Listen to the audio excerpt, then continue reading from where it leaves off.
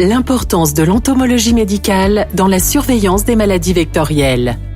L'un des objectifs des entomologistes médicaux est de surveiller les vecteurs potentiels de virus.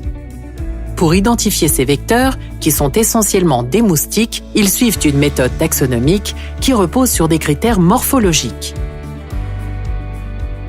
Cette première étape, qui est déterminante, leur permet d'identifier et de caractériser des moustiques. Une fois que l'espèce est identifiée, la question à se poser est: cet insecte pose-t-il un problème de santé publique?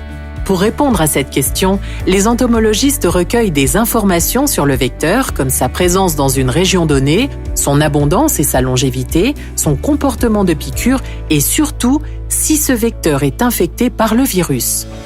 Par exemple, le moustique Aedes albopictus ou moustique tigre, qu'on trouve dans de nombreux pays méditerranéens, est maintenant connu pour être un vecteur potentiel de nombreux arbovirus comme le virus de la dengue, du chikungunya, du Zika et de la fièvre jaune. Une aire géographique donnée peut être classée au risque 0 si ce moustique est absent, mais devient un risque 1 s'il est présent. Cette évaluation des risques pose la question suivante: pouvons-nous lutter contre ce vecteur? Il faut souvent répondre dans l'urgence à cette question, notamment en cours d'épidémie, lorsque le nombre de cas humains augmente chaque jour. Dans l'idéal, les stratégies de contrôle des vecteurs doivent être mises en œuvre avant la détection des premiers cas de la maladie ou dès leur apparition, quand le problème est encore limité dans l'espace et le temps.